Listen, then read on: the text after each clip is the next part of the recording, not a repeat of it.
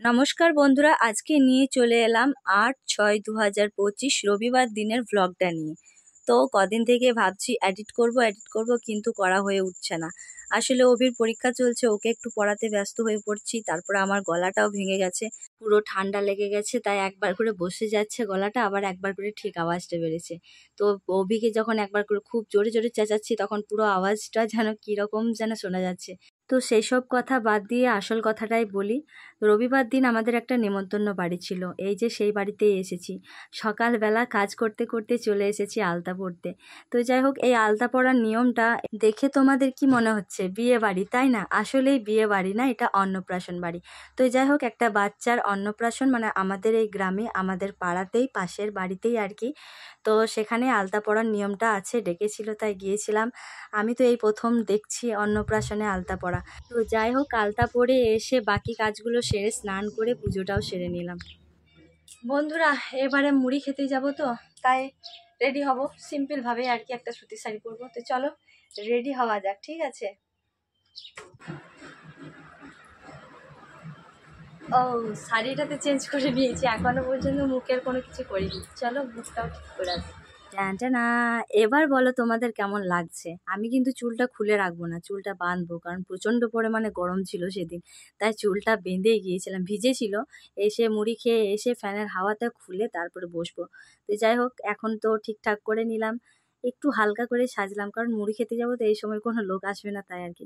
তো দেখতেই পাচ্ছ, চলে এসেছি মুড়ি খেতে। এখানে সবাই ফাঁকা, মানে আগেই খাওয়া হয়ে গেছে আর কি। তারপর পাতে পড়ে গেল মুড়ি, ঘুগনি আর বোঁদে।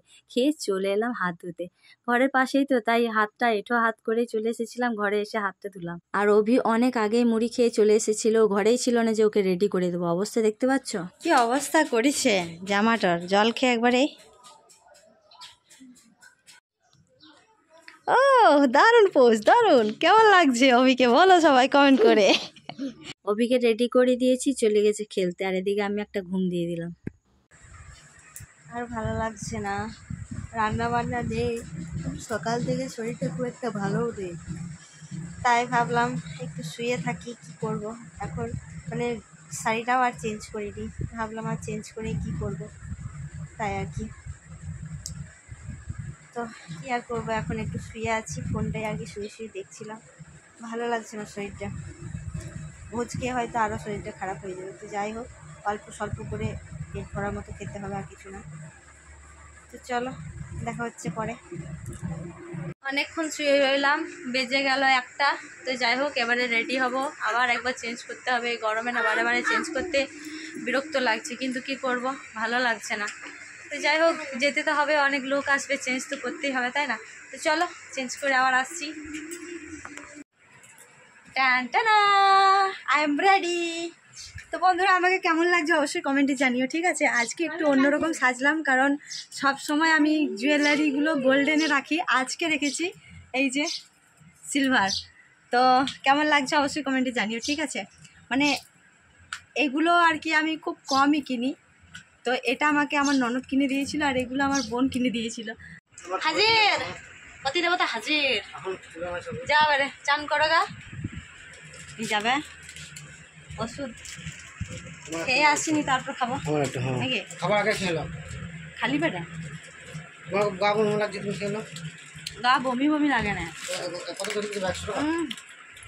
টক টক টক খেয়ে দেখো।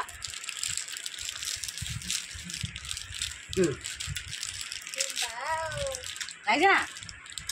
না টক লাগে না, এটা আর একটু পাকবে, মানে রোদে রাখতে হয় নুন মাখাই, তাহলে ইয়ে টক কম লাগে।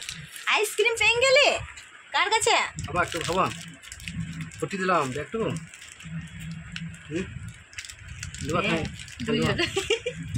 ওটাকে একটা আইসক্রিম আর বাবা কামড়াবো না, হ্যাঁ বাবা গল্প দিন না, টেস্ট আছে আইসক্রিমটা, বলো। তারপরে চলে গেলাম সেই বাচ্চাটার কাছে যার অন্নপ্রাশন। তো এখানে তো ফটোশ্যুট করা হচ্ছিল, এই দেখতে পাচ্ছ, তার মা তাকে কোলে নিয়ে কত সুন্দরভাবে ফটো নিচ্ছে। তো যাই হোক, আমি একটা ফোনে ছবি তুলে নিলাম, ওখানেও একটা ছবি তুললো। তারপরে চলে এলাম খাওয়ার জন্য। তো এই যে টেবিলে বসে পড়েছি, অনেক ভিড় হয়ে গেছিলো তাই এক্সট্রা একটা চেয়ার নিয়ে অভিকে বসিয়ে রেখেছি। আর এদিকে আমার পাশে বসে আছে কাকি শাশুড়ি, মানে কাকিমা আর কি। প্রথমে দই বড়া দিয়ে দিল, খেতে লাগিয়ে দিলাম। দই বড়াটা খেতে কিন্তু আমার সেই লাগে। তারপরে দিয়েছিল স্যালাড, তারপরে আমি এই প্রথম ভোজবাড়িতে খাচ্ছি চিড়ে ভাজা। তোমরা কি কখনো কেউ খেয়েছো কমেন্টে জানিও, ঠিক আছে? তো যাই হোক, ভালোই লাগলো খেতে, খারাপ কিছু লাগেনি। তারপরে দিল নান আর ছোলার তরকারি। তারপরে পাতে পড়ে গেল ভাত, ডাল, তরকারি, পোস্ত, মাছ, চাটনি, পাঁপড়, তারপরে ছিল একটা কাঁচা সন্দেশ যেটা খেতে আমার বেশ লেগেছে, আর দিয়েছিল পায়েস যেটা তো আমি নিয়েই নষ্ট হয়ে গেছে। তারপরে রসগোল্লা দিয়েছিল, খাইনি। শেষে ছিল পান মশলা আর আইসক্রিম, টেস্টি টেস্টি আইসক্রিম।